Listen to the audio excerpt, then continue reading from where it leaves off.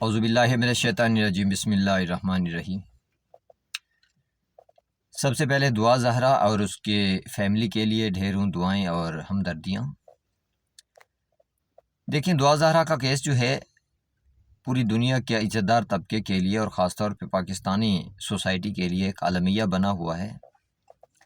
انتہائی تکلیف دہ مراحل سے عزت دار طبقے کو گزرنا پڑ رہا ہے، لیکن میں حیران ہوں آرمی چیف پہ، اپنے انٹیلیجنس اداروں پہ، جنہوں نے ہماری حفاظت کا ذمہ لیا ہوا ہے لیکن وہ خاموش ہیں۔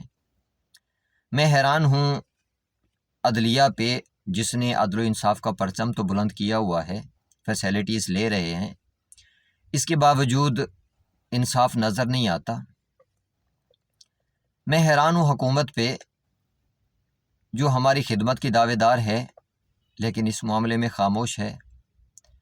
میں حیران ہوں مذہبی رہنماؤں پہ، جو دین کے ٹھیکیدار تو بنے ہوئے ہیں لیکن اس ظلم پہ وہ بھی خاموش ہیں۔ دیکھیے، نکاح جو ہے، جس کو بنیاد بنا کے یہ ظلم کیا جا رہا ہے، یہ نکاح اللہ تعالیٰ کا قانون ہے نسل آدم کو قائم رکھنے کے لیے، انسانی معاشرت کو قائم رکھنے کے لیے، انسانی مقدس رشتوں کے قیام کے لیے نکاح اللہ تعالیٰ کا قانون ہے، اور اس کے لیے اللہ تعالیٰ نے سورہ نساء کی ورس نمبر 25 میں واضح طور پہ ہمیں بتایا ہے، ہمیں حکم دیا ہے کہ فَانكِحُوهُنَّ بِإِذْنِ أَهْلِهِنَّ، کہ ان عورتوں کے، ان بچیوں کے نکاح کرو ان کے اہل کے اذن سے۔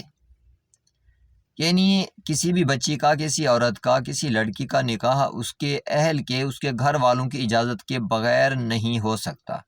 یہ خدا کا قانون ہے، خدا کے قانون میں کوئی تبدیلی نہیں ہو سکتی، خدا کے کلمات میں بھی کوئی تبدیلی نہیں ہوتی۔ تو یہ ہدایت ہے، ان 3 الفاظ میں اللہ تعالیٰ نے پوری سوسائٹی کے ہر ایک فرد کو واضح طور پہ پیغام دیا ہے۔ بچیوں کے لیے پیغام ہے کہ تم اپنی مرضی سے جا کے نکاح نہیں کر سکتی، تمہارے اہل کی اجازت ضروری ہے۔ سوسائٹی کو، مردوں کو یہ حکم ہے کہ تم کسی بچی سے نکاح اس کے اہل کے، اس کے گھر والوں کی اجازت کے بغیر نہیں کر سکتے۔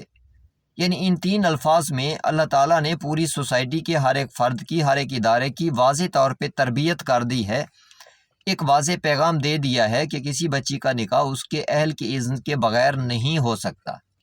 جب نکاح نہیں ہے تو وہ ایڈلٹری ہے۔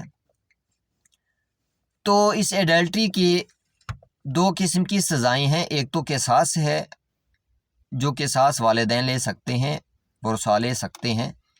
قصاص کے لیے بھی اللہ تعالیٰ نے قانون دیے ہیں، حدود دی ہیں۔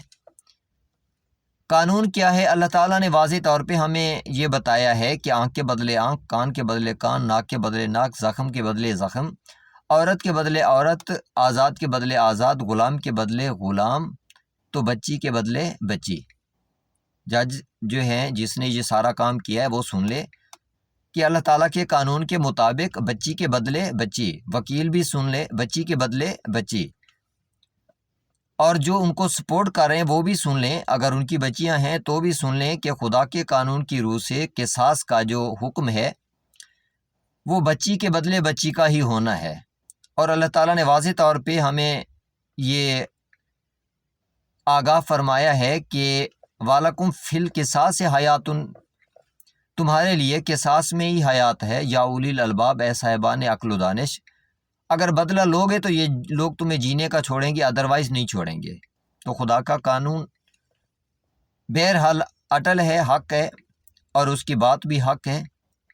ایسا ہی ہو رہا ہے کیونکہ ایسے ظالموں سے قصاص لیا نہیں گیا، اس وجہ سے یہ گینگ بھی آپریٹ کرتے ہیں، یہ عدلیہ بھی ان کے ساتھ ملی ہوئی ہے، یہ وکیل بھی کالے کوٹ پہن کے، جو اس بات کی دلیل ہے کہ ہم مظلوم کے ساتھ ہیں، لیکن پیسے لے کے ظالم کے ساتھ، قاتل کے ساتھ کھڑے ہوتے ہیں۔ عدالتوں میں ہم روزمرہ زندگی میں دیکھتے ہیں، حالانکہ دعویٰ ان کا مسلمان ہونے کا ہے، اس کے باوجود مظلوم پہ یہ اٹیک کر رہے ہوتے ہیں، مظلوم پہ حملہ آور ہوتے ہیں یہ لوگ کالے کوٹ پہن کے۔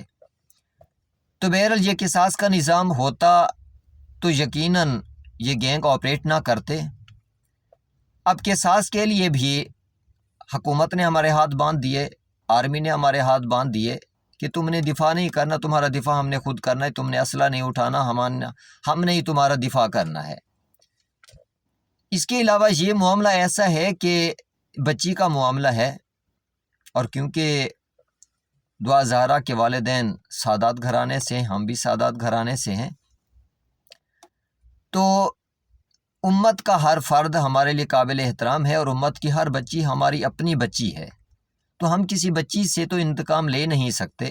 ہاں، اس جج سے انتقام ہونا چاہیے، لیکن یہ انتقام کا تقاضا اس طرح سے نہیں پورا ہوتا، تو پھر اس کو سزا ملنی چاہیے۔ تو سزا کے لیے بھی اللہ تعالیٰ نے قرآن کریم میں واضح طور پہ ہمیں بتایا ہے کہ جو لوگ ایڈلٹری کے ذمہ دار ہیں ان کو سزا ملنی چاہیے۔ سورہ نور کی دوسری آیت میں کہ ان کو سزا کتنی ملنی چاہیے، ان کو 100 کوڑے لگنے چاہیے لوگوں کے سامنے، اور ان پہ ترس بھی نہیں کھانا چاہیے۔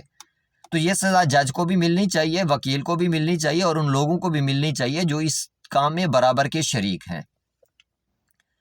تو یہ تو ہو گیا انصاف۔ یہ انصاف عدالت نے کرنا ہے کہ خدا کے قانون کی توہین کرتے ہیں، خدا کے قرآن کی توہین کرتی ہے یہ عدالت، یا خدا کے حکم کے سامنے سرنگوں ہوتے ہیں، یہ جج صاحبان پہ ڈیپینڈ کرتا ہے۔ باقی جو بچے ہوئے، ایک جج نے تو اپنی اصلیت دکھا دی، باقی جو جج صاحبان ہیں ہم امید کرتے ہیں کہ وہ انصاف دیں گے، اس جج کو بھی سزا ملے گی، اس وکیل کو بھی سزا ملے گی، پولیس میں جو ملے ہوئے ہیں ان کو بھی سزا ملے گی۔ اسی طرح اس لڑکے کی ماں جو ہے وہ بھی اس میں برابر کی شریک ہے، اس کو بھی سزا ملے گی۔ ان تمام لوگوں کو، اس کا بھائی جو ہے، سب کو سزا ملے گی، اس گینگ کو سزا ملے گی۔ تو میں ریکویسٹ کرتا ہوں آرمی چیف سے بھی کہ اگر آپ ہماری حفاظت نہیں کر سکتے تو ہمیں اجازت دی جائے، ہم اپنی حفاظت کا خود انتظام کریں۔ گورنمنٹ سے ریکویسٹ کرتے ہیں ہمیں اپنی حفاظت کا اختیار دیا جائے۔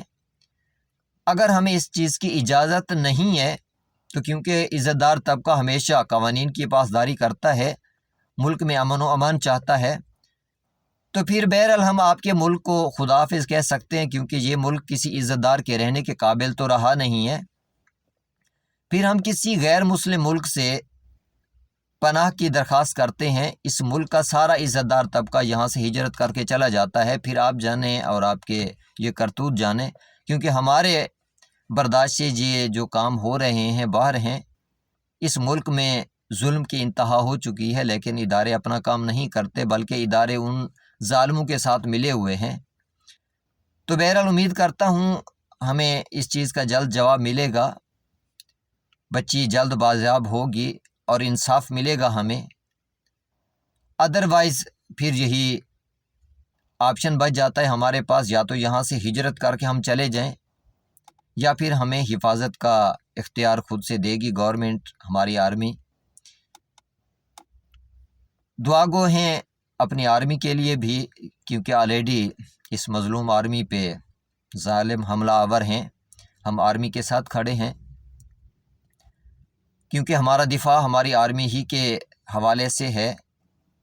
اور میں حیران ہوں ان بے وقوف لوگوں پہ جو اپنے دفاع کو، اپنے گھر کی دیواروں کو دھکے دے رہے ہیں، گرانے کی کوشش کر رہے ہیں، اور خود ہی بے برد ہو جائیں گے، انہیں اس چیز کا اندازہ نہیں ہے۔ تو اسی لیے اس سوسائٹی کا ہر فرد جو ہے اپنی ذمہ داری پوری کرے، آرمی اپنی ذمہ داری پوری کرے، حکومت اپنی ذمہ داری پوری کرے، اور یہ سیاسی جو فساد پھیلانے کی کوشش کر رہے ہیں یہ بھی اپنے خدا کی عدالت کو یاد رکھیں۔ بہرحال مرنا ہے ایک دن، اور اپنے خدا کو ہر ایک چیز کا جواب دینا ہے، اور خدا کو فساد کرنے والے کبھی پسند نہیں ہوتے۔ تو یہ سیاسی فساد بھی ختم کریں آپ لوگ۔ اس فساد کی آڑ میں یہ اس قسم کے گینگ زیادہ ایفیکٹیولی آپریٹ کرنے لگے ہیں۔ خدا را یہ جو رہنما بنے ہوئے ہیں اس قوم کے، آپ عوام کی عزت کا خیال کریں، اپنی آرمی کا خیال کریں، اپنے دفاع کا خیال کریں، اس ملک کا کچھ سوچیں۔ بہت ظلم ہو چکا، اب یہ ملک مزید مظالم کا متحمل نہیں ہو سکتا۔ اللہ کی امان میں رہیں۔ اللہ حافظ۔